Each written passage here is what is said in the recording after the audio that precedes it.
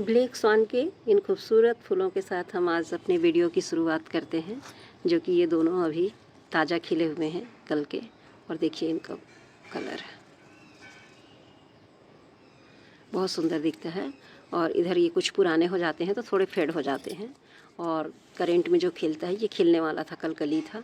ये देखिए बहुत सुंदर खिला है, एकदम खिल के आता है कलर। जब खिलता है तब तो बहुत ही गजब दिखता है कि देखते रहिए। तो इन खूबसूरत फूलों के साथ ही आप सभी को मेरी सुबह की राम राम मित्रों, और मेरे चैनल राधा कुंज में आप लोगों का पुनः स्वागत है। एडेनियम के इन खूबसूरत फूलों के बीच में आज हम इनकी एक समस्या पर बात करने के लिए ये वीडियो मैं बना रही हूँ। तो ये देखिए सभी फ्लावर सुंदर से लग रहे हैं और खिले हुए हैं। तो आज की टॉपिक है मेरी कि कॉडेक्स सिकुड़े हुए हैं, तो उसको कैसे करें, या वो की चिंता की विषय तो नहीं है। तो कॉडेक्स का सिकुड़ना जो है वो चिंता का विषय होता भी है और नहीं भी होता है। नहीं तब होता है जब हम कॉडेक्स को यदि चेक करते हैं और उसके जो कॉडेक्स के पार्ट हैं वो ग्रीन है अंदर से, तब वो समस्या नहीं है। लेकिन अगर वो पिलपिला महसूस हो रहा है या ब्राउन हो गया है, ग्रीन नहीं है, तो ब्राउन या मटमैला कलर होने से वो बहुत ही चिंता का विषय है, मतलब हमारा कॉडेक्स ख़राब हो गया है। तो इस तरह से यहाँ पर देखेंगे तो मेरे पास बहुत सारे यहाँ पे प्लांट हैं और सभी में अलग अलग टेक्सचर मिलेगा आपको। स्पेंट फ्लावर खुद से गिर जाते हैं, नहीं गिरते हैं तो आप भी तोड़ दीजिए मित्रों, उसको निकाल लीजिए।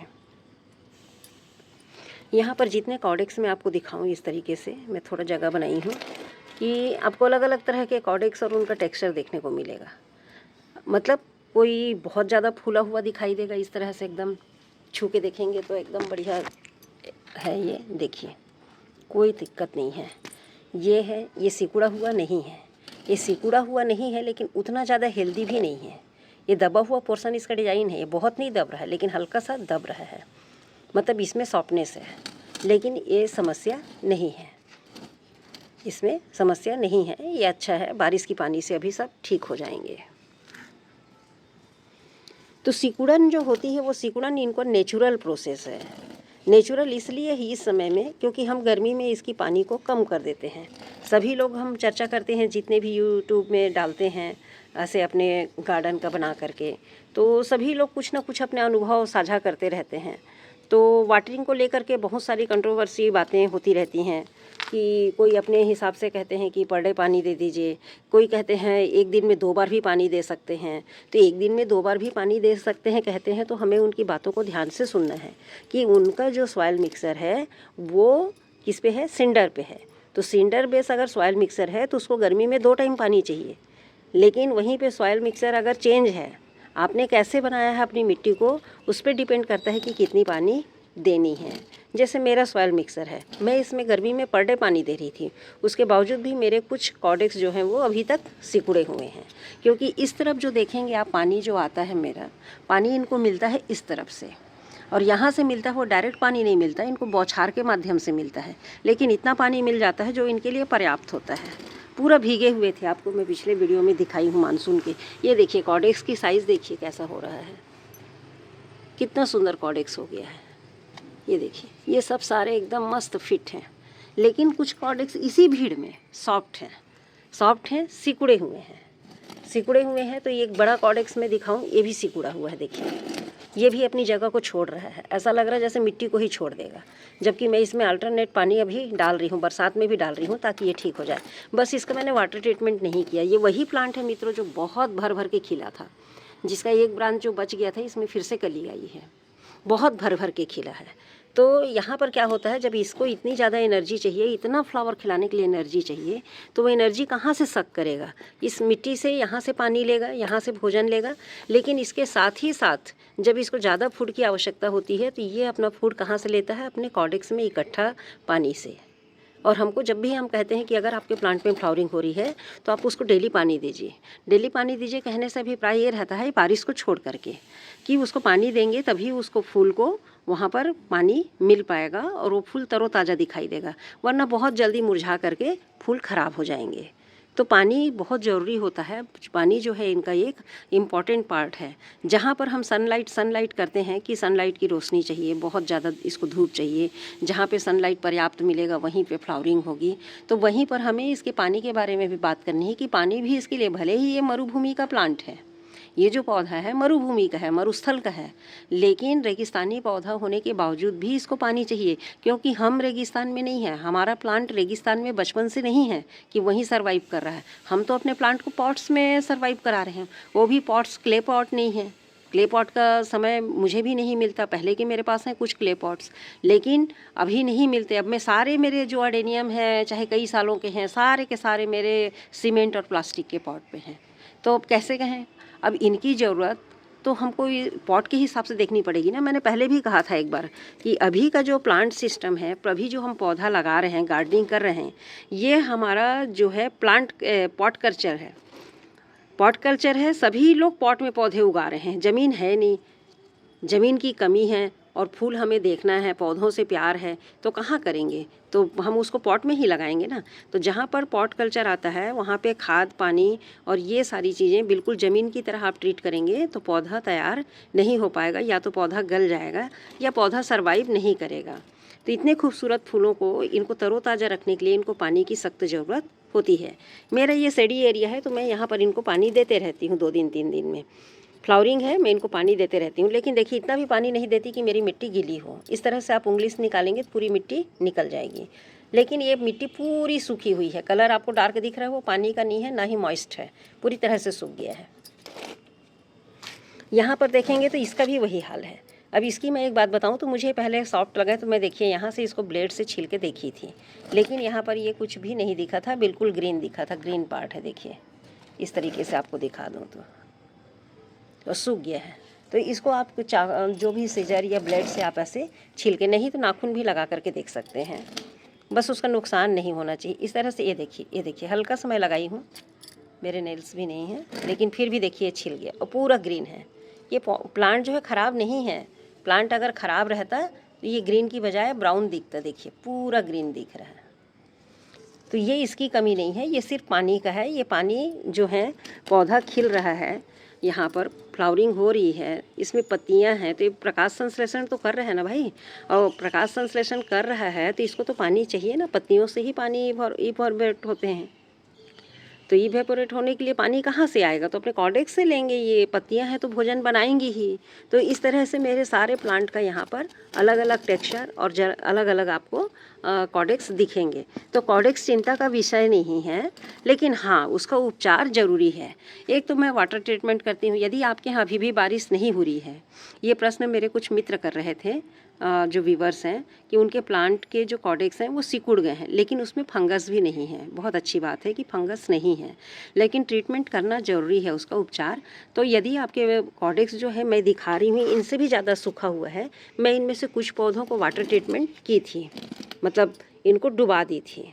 तो पानी लीजिए और जहाँ तक गमले में इतना पानी आता है वहाँ तक रख करके इसको 2 दिन के लिए छोड़ दीजिए। मैं 1 दिन नहीं कहती, 2 दिन में भी कुछ नहीं होता। पानी को ये नीचे से धीरे धीरे सक कर लेगा, और सक करेगा तो वो धीरे से इसके कॉर्डेक्स में पहुँच जाएंगे। यहाँ से डालेंगे तो पानी क्या होता है, ड्रेन आउट हो जाता है। हम वेल ड्रेन मीडिया बनाते हैं, पानी ड्रेन आउट हो जाता है और ये उतना एब्जॉर्ब नहीं कर पाता। इसलिए इसको आप 2 दिन नहीं करते हैं, डरते हैं, तो 24 घंटे के लिए, बिगनर्स है तो 24 घंटे के लिए रख दीजिए, कुछ नहीं होगा। निकाल करके उसके बाद उसको बाहर रख दीजिए जहाँ आप रखे हैं। और यदि आपका पौधा शेड में है तो भी उसको पानी का ख्याल रखिए, और यदि आपने ओपन में रखा है तो भी पानी का ख्याल रखिए, क्योंकि मानसून जो है वो शुरू हुआ है, लेकिन बहुत ज़्यादा भी बारिश नहीं हो रहा है। जब बहुत ज़्यादा बारिश होगा तो आप पानी दें या ना दें, आपका पौधा शेड में भी है तो भी वो जो ह्यूमिडिटी है, बाहर का जो मौसम है, बाहर के मौसम की जो नमी होगी, उससे भी इन लोग अपना भोजन और पानी ग्रहण कर लेते हैं। इनको बिल्कुल पानी में ही नहीं रखे हैं तो आपको ऐसा नुकसान नहीं होगा। और वैसे तो सभी पौधे बाहर रखने के हैं। देखें आप, मेरे इस तरफ सारे पौधे बाहर हैं, इस तरफ भी बाहर है, कुछ प्लांट और रखी हूँ मैं आपको दिखाने के लिए। और उधर का लेकिन फ़र्क यह है कि उसमें डायरेक्ट पानी पड़ रहा है और इधर साइड से पानी पड़ रहा है, तो उनके सारे कॉर्डेक्स अभी बिल्कुल फिट फाट हैं, मतलब कोई भी उधर सिकुड़ा हुआ नहीं है। और इधर भी कुछ मिलेंगे आपको सिकुड़े हुए, ऐसा नहीं है बिल्कुल भी। मेरे जो बड़े उधर सीड ग्राउंड प्लांट्स हैं उनमें भी कुछ कॉर्डेक्स सिकुड़े हुए हैं, क्योंकि शायद उनको बीच में पानी कम मिला होगा और धूप बहुत ज़्यादा पड़ रहा था। तो इस तरह से सारे प्लांट चल रहे हैं। तो उनका एक ट्रीटमेंट तो हो गया कि आप 24 घंटे के लिए उसको पानी में डुबा दीजिए। पूरा गमला के ऊपर आते तक नहीं करना है, आधा गमला डूब जाए इतना ही रखना है। और इसको डुबा करके गमले को आप रख दीजिए, 1 दिन के बाद निकाल लीजिए। और दूसरा है कि एप्सम सॉल्ट इसमें दे दीजिए। एप्सम सॉल्ट थोड़ा सा चुटकी भर, आपके जितने गमले हैं उसके हिसाब से, मैं 1 लीटर पानी में बता रही हूँ कि चुटकी भर पानी, उसमें आधा चम्मच से भी कम, हाफ टी स्पून से थोड़ा कम एप्सम सॉल्ट ले लीजिए। हाफ टी स्पून के बराबर ही उसमें फंगीसाइड मिला लीजिए, साफ़ या ट्राइकोडर्मा जो भी आप यूज़ करते हैं वो मिला लीजिए। और एप्सम सॉल्ट मतलब मैग्नीशियम सल्फेट कहते हैं उसको, तो वो मिल जाता है दानेदार फॉर्म में, और दोनों ही पानी में बहुत जल्दी घुल जाते हैं, घुलनशील हैं। इन दोनों को मिला करके आप इनके सरफेस में पानी इसमें डाल दीजिए। अगर मिट्टी इसी तरह से है जैसे मेरी मिट्टी है, मैं भी इनमें कई दिन सोच रही हूँ डालूंगी, लेकिन मैं बरसात पे क्या होता है, बरसात की पानी बहुत ही वरदान है मित्रों। बरसात की पानी में नेचुरल एनपीके तो होता ही है, नाइट्रोजन, फास्फोरस, पोटेशियम सभी पाए जाते हैं। उसके अलावा भी उसमें तमाम प्रकार के माइक्रो न्यूट्रिएंट्स पाए जाते हैं, उनकी बारीक से व्याख्या नहीं कर सकते। बहुत ही प्रकार के माइक्रो न्यूट्रिएंट्स पाए जाते हैं जो हमारे पौधों के लिए बहुत ही सहायक होते हैं, उनके विकास के लिए, उनके ग्रोथ के लिए, उनकी फ्लावर की शाइनिंग के लिए, सभी चीज़ों के लिए ओवरऑल। तो ये पानी इनके लिए बहुत वरदान है। इस समय कोई फर्टिलाइज़र डालने की ज़रूरत नहीं है, मैं कोई भी फर्टिलाइज़र अप्लाई नहीं करती हूँ। कुछ प्लांट मुझे थोड़े से ज़्यादा दिखते हैं तो कर देती हूँ, क्योंकि लगता है मेरे प्लांट ख़राब ना हों, तो इसलिए मैं थोड़ी सावधानी के लिए करती हूँ। और बीच बीच में आप फंगीसाइड का पानी भी इसको देते रहिए 15 दिन में, 15 दिन के अल्टरनेट में देते रहिए। देखिए फ्लावर्स हैं तो इनको तो पानी चाहिए ही, अब मिट्टी पूरी सूख गई है तो हमें तो थोड़ा बहुत पानी इनको देना पड़ेगा। देखिए ये थोड़ी सी स्वैगी है, बिल्कुल सूखी नहीं है, और ये बाहर की नमी से, ह्यूमिडिटी से अपना थोड़ा सा मॉइस्चर लेते रहते हैं, मॉइस्चर है तो इस तरह से मेरे सारे प्लांट चल रहे हैं। और इस समस्या का समाधान बस यही 2 है मेरा। और आप उसको फुल धूप में रखिए, कोई दिक्कत नहीं है। बरसात का पानी यदि नहीं पड़ रहा है तो बरसात की पानी का वेट कीजिए और तब तक उसको पानी दीजिए ताकि वो सर्वाइव करे और आपका प्लांट हो सकता है अच्छा हो जाए।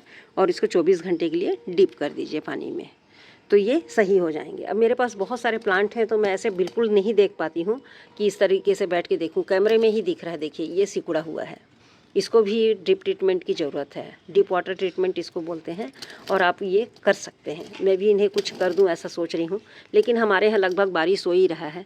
अभी भी वीडियो बनाने आई हूँ, देखिए बिल्कुल अंधेरा है, लगता है बारिश हो जाएगा। तो बारिश हो जाएगा तो इनको पानी मिल जाएगी।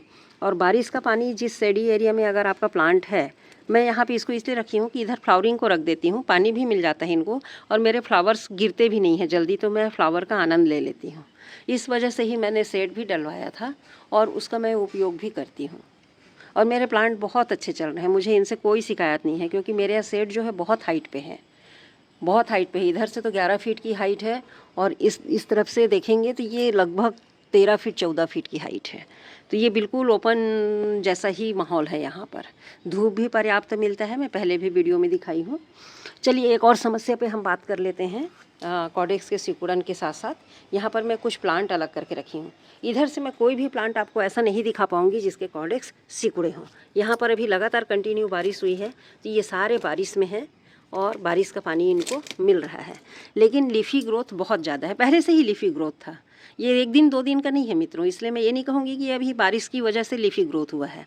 लीफी ग्रोथ इसमें पर्याप्त हो रहा है, पता नहीं क्यों। खाद मिट्टी तो एक जैसा ही मिला है, लेकिन बहुत ज़्यादा लीफी ग्रोथ है। तो यहाँ पे आप देख रहे हैं कि मेरे काफ़ी ज़्यादा मात्रा में फॉलियस यहाँ पे ग्रोथ हुआ है। लेकिन इसके साथ ही साथ दूसरा पहलू ये है कि सभी में कलियाँ भी बनी हैं, लगभग सभी प्लांट में कलियाँ बनी हैं या बन रही हैं, इस पोजीशन में है। इधर तो फ्लावरिंग हो रही है, कलियाँ बन रही हैं। तो सिर्फ लीफी ग्रोथ हो रहा है नहीं बोलूँगी, लीफी ग्रोथ के साथ साथ मुझे यहाँ पे फ्लावर्स भी देखने को मिल रहे हैं। ये एक बहुत सा इधर उधर लेगी सा भाग रहे, इसमें भी कलियाँ बनी हैं। और इधर सारे मेरे सॉजिकम हैं यहाँ पे ग्राफ्टेड, वेरीगेटेड, उनमें भी देखिए तो लीफी ग्रोथ बहुत ज़्यादा है। तो इस तरह से देखेंगे तो ये मैं बार बार कह रही हूँ कि ये देखिए इसमें भी फ्लावर कितना सुंदर आ रहा है। इसकी लीफ को तो देखिए क्या शाइनी है, और पानी अभी जो सुबह थोड़ा सा पड़ा था उसका पानी अभी तक है मित्रों। देखिए कितना सुंदर लग रहा है नज़ारा, बहुत प्यारा लग रहा है। तो इस तरह से प्लांट्स चल रहे हैं, तो इनकी मैं लीफ प्रूनिंग करूँगी। जैसे ही धूप दिखता है मैं 1-1 2-2 प्लांट को करते जा रही हूँ। और ये कोई दिक्कत नहीं है। बरसात में एक दो दिन भी बहुत अच्छे से आपको लक्षण दिख रहा है कि अभी पानी नहीं गिरेगा, तो आप जो बहुत ज़्यादा लीफ हैं उनको आप हटा सकते हैं। ऊपर के 20% रहने दीजिए, 80% लीफ हटा दीजिए, कोई प्रॉब्लम नहीं है। बल्कि हमारा जो ब्रांच है वो बहुत हेल्दी और मजबूत होगा। तो मैं सिकुड़न के साथ साथ कॉडेक्स की सिकुड़न, देखिए इसमें भी कॉडेक्स का सिकुड़न है। इसके साथ साथ आपको दूसरी प्रॉब्लम बताऊंगी जो पानी में रखे हुए हैं। ये पानी में था, देखिए गीला हुआ है, लेकिन ये मुझे डाउट लग रहा है, लेकिन फिर भी मैं इसको चेक की हूँ, नहीं है, बिल्कुल ग्रीन है। ये देखिए यहाँ से निकाल के देखिए, बिल्कुल हरा है। तो प्रॉब्लम ये नहीं है। दूसरा प्रॉब्लम आता है जब बारिश का पानी आता है, तो हम लोग कहते हैं कि इसमें नेचुरल NPK होता है, हमारे प्लांट्स के लिए बहुत हेल्दी है। हमारा प्लांट ये देखिए बिल्कुल कहीं से नहीं दब रहा है। ये देखिए, ये मेरे अपने उगाए हुए प्लांट हैं, बीज से मैं उगाई हूँ और इस पर ग्राफ्टिंग की थी। कहीं से आकर के हड़बड़ी में कर दी थी, बेतरतीब ग्राफ्टिंग है, वी ग्राफ्टिंग, फिर भी सक्सेस हो गया है, चल रहा है। तो ये जो होता है इसमें क्या है कि दूसरी समस्या देखिए, ये बहुत टाइट है, ये बहुत सॉफ्ट है। इसको हमने चेक कर लिया छिल करके, ये हमारा सही है। और लगे लगे उस पर क्या कीजिए, फंगीसाइड लगा दीजिए इस तरीके से, नुकसान नहीं हो प्लांट को।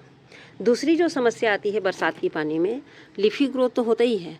क्या होता है, जैसे मैं भीड़ में रख दी हूँ, मेरे पास जगह की कमी है, प्लांट ज़्यादा हैं, तो ये एक दूसरे को टच कर रहे हैं, एक दूसरे के ऊपर लदे हुए से हैं, जबकि ऐसे प्लांट नहीं रखना चाहिए, गलत तरीका है, ये बिल्कुल गलत है।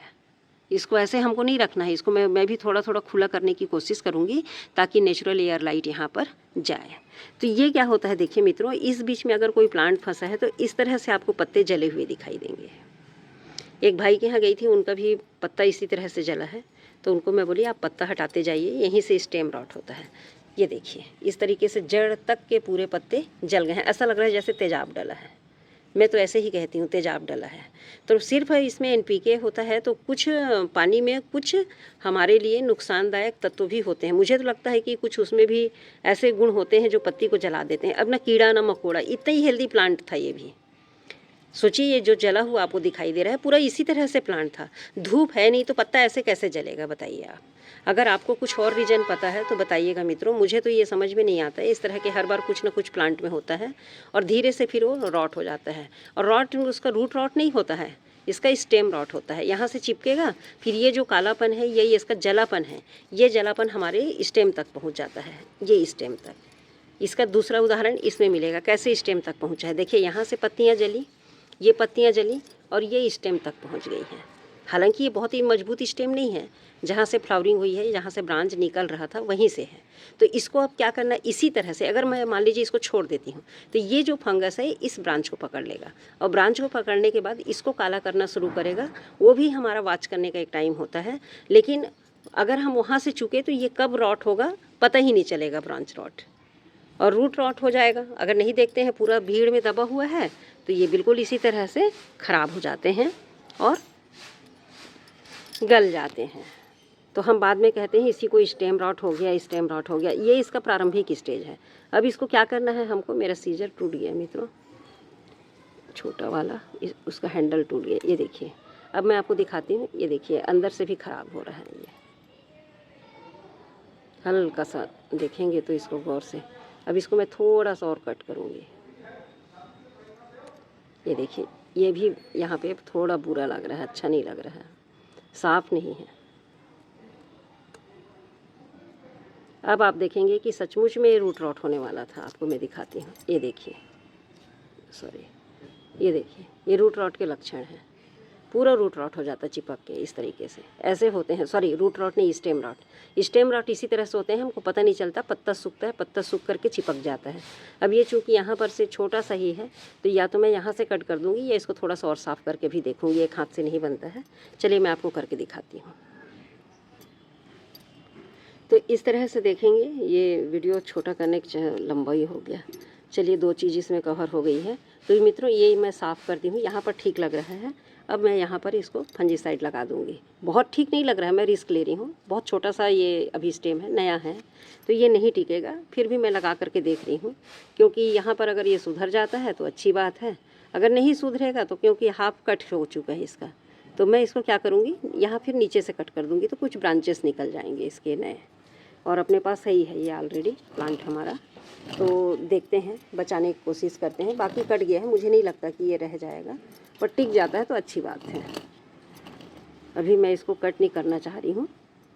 कट करूँगी तो फिर मुझे एक ग्राफ्टिंग भी करना पड़ेगा। फिर कट करूँगी तो यहीं से नहीं कट करूँगी, थोड़ा नीचे से कट करूँगी, फिर इसमें और ब्रांच आ जाएंगे, एक आधी इसकी ग्राफ्टिंग हो जाएगी। ये देखिए, ये दूसरा भी यहाँ पर जला हुआ है पत्ती। इस तरीके से मैं इसको सारे जितने जले हुए इसके लीफ हैं इनको हटा दे रही हूँ इस तरीके से। चलिए, सीजर तो आज हैंडल ही टूट गया, काम अभी जस्ट चलिए ठीक है। तो इस तरह से जले हुए लीफ को हटा दीजिए। इसमें छोटे से में भी दिख रहा है, देखिए ये भी जला हुआ है, ये थोड़ा सा शुरू हुआ है इधर। चलिए इसको मैं हटा दूँगी, छोटा है तो कट जाएगा ज़्यादा। और दूसरा मैं इसमें से सारे लीफ हटा दी हूँ। देखिए जितने जले हुए इसके पत्तियाँ थीं इस तरीके से सारे जले हुए पत्तियों को मैं अलग कर दी हूँ। ये जली हुई पत्तियाँ हैं, इसे बिल्कुल नहीं रखना है, इसका ही हमको ध्यान रखना है। और इसमें तो उंगली से ऐसे लगाते नहीं बनेगा। इसको क्या करना है अपने को, 1 लीटर पानी में 1 लीटर पानी में 2 ग्राम फंजीसाइड ही मिला करके उसी अनुपात में ले करके आप पूरे को फोलियर स्प्रे कर दीजिए। स्प्रे बॉटल से इनको पूरे को स्प्रे कर दीजिए, बहुत अच्छे से ये तैयार हो जाएंगे और ये फंगस सारे हट जाएंगे। मित्रों, वीडियो बहुत लंबी हो गई है, बस वीडियो को यहीं विराम देती हूँ। और कोई डाउट हो तो प्रश्न कीजिए, मैं उत्तर देने की कोशिश करूँगी। धन्यवाद मित्रों।